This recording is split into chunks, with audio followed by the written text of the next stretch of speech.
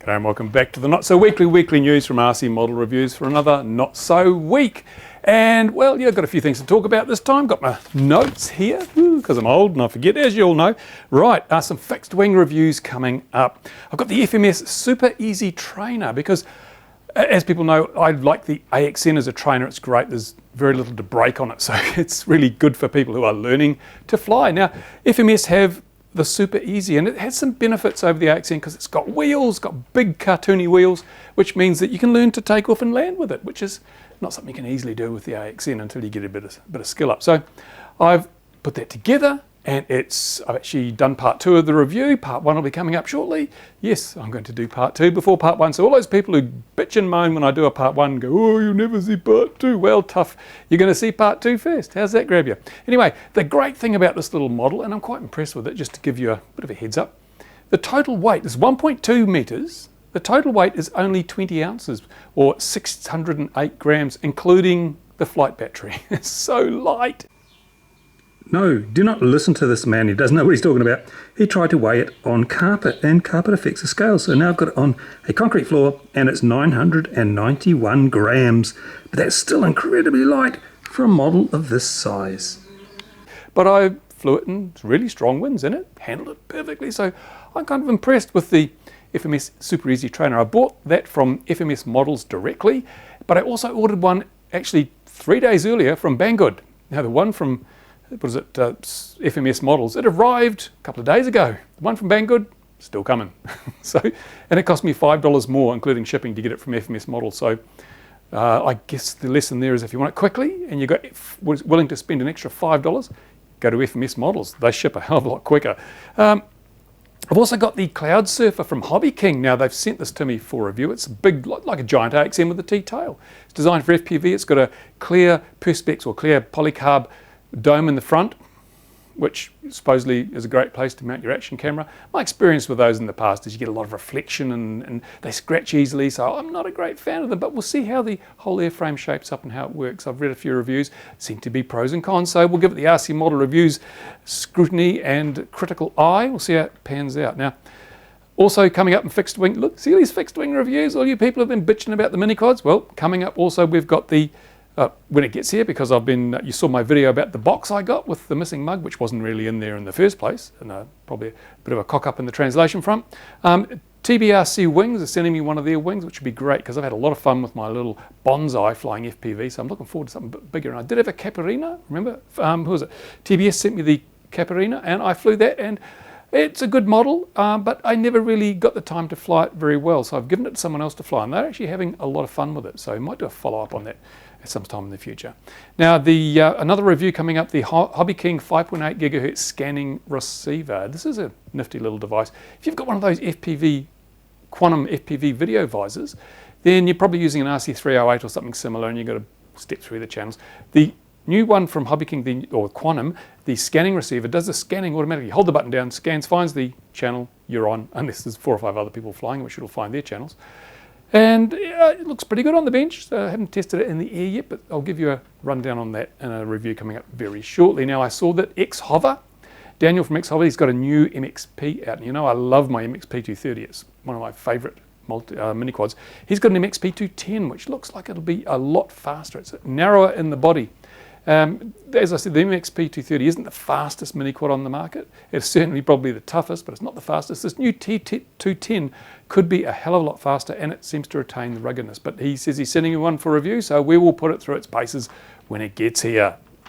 Now, some other news, not about RC Model Reviews, but about places overseas. In America, you remember you're supposed to be registering your drones. If it's over 250 grams and under 20 kilograms, you must register. We don't register your drones. Actually, this is interesting. I've been watching the media reports, and almost universally, the media in America is saying drones must be registered with the FAA if they're over, half a pound and under, 55 pounds or something.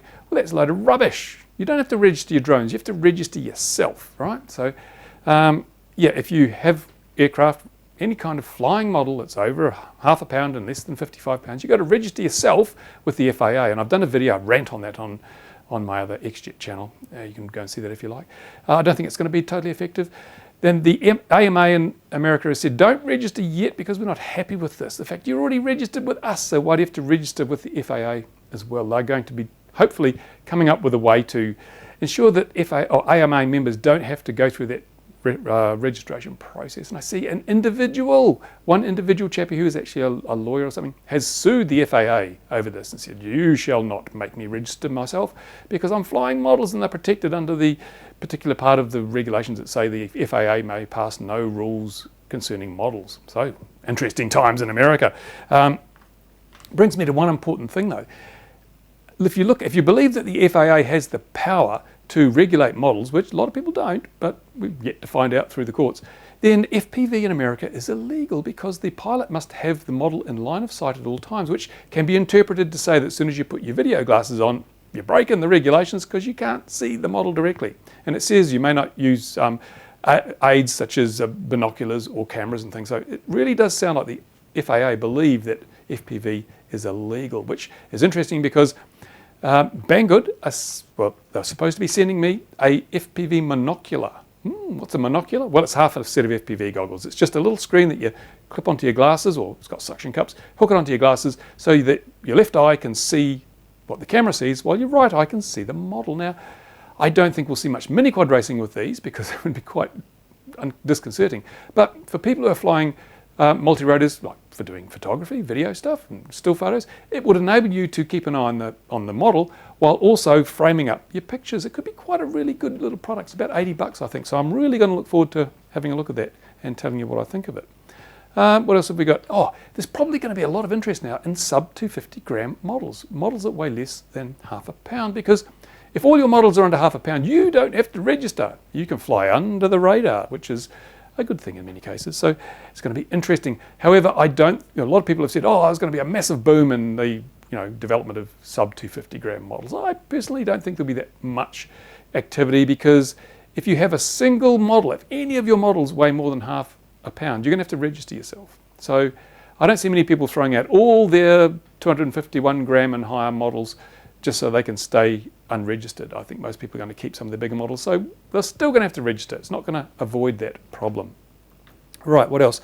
Oh yes, I've had a lot of visitors already this year. As you know, I welcome people coming to the studio, coming out here to the airfield and dropping in for a cold drink, or because it's summer here, we're supposed to be, I'll get onto that in a minute, a cold drink, or just having a chat. A lot of people get selfies in front of the bench here, and I try and take a photo of most of the people that come through here. Here's a couple of people that have come in, and this is what they did. They sat in front of the bench, and I got a picture of them. Woohoo! So if you come to the RCModelReviews studio, you can take a picture of me, and you can take a picture of yourself, and it'll be great. We'll have a bit of a chat, and if the weather's right and conditions satisfactory, you can even have a fly, enjoy yourself while you're in New Zealand, or if you're coming to Tokoro from other parts of the country.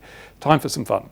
Right, getting on to weather. Now there's an El Nino in force all around the world, mainly in the Pacific region, but it's affecting weather all over the planet. We've had the lead up to Christmas was incredibly warm in many places in the Northern Hemisphere. It was supposed to be winter, and people had 16, 17 degrees Celsius temperatures when it should have been sub-zero. Quite amazing. A lot of people have commented on this on a lot of videos.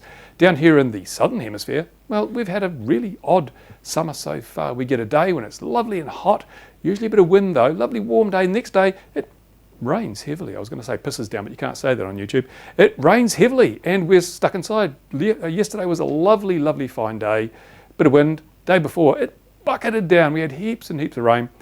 Today, it's windy, overcast, still warm, but it's just not as pleasant if there's no sun. I'm trying to do videos of things like, the fixed wing reviews, and to be honest, you really need a nice brightly lit day to make these videos look good. On a cloudy day, everything looks drab and dull, no matter how much you fiddle with the exposures and the camera settings. So yeah, I've got these models lined up. I want to get the good, brilliant things. And also I've got some of those FPV things I want to do side by side. I've got the Aomai 200 milliwatt. I've got the, I looked at the backwards eagle, because it is El Gay or something or other. It's just eagle spelled backwards. That low cost FPV system that I'm using on my Bonsai, and I love it. It works on a whole lot of stuff. Got a couple of other cameras. I want to put them side by side, and so we can compare these low-cost, super budget, all-in-one FPV video solutions. But I want to do it on a day when the sun's shining, so they look good, and we're comparing apples with apples, not apples with oranges, because the weather's different. There you go. So look at that. I've ranted on. Woohoo! Didn't even stop for a breath. that's the Not So Weekly news for today. And just in case you forgot, this is the calendar that Luca sent me, that picture I had at the intro. That's one of his pictures. I'll read you what it says here. This is the, well, it's foreign. Here, listen to me, I speak fluent foreign. It is the Secu Civil Canadair CL415. Ta-da. And it's taken by Luca Attel? I don't know. His name's on there. So there it is. Thanks, Luca. Great picture. That's the January, or as they say in where Luca comes from, they're very economical with the use of letters. They leave the Y off. See that? There you go. Why do you need a Y? You know what it means. Saves time, saves ink.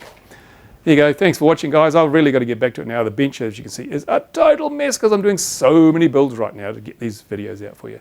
And yeah, so I hope you're all enjoying the new year. I certainly am. And now it's time for me to get back to the bench. I'll spot you later. Bye for now.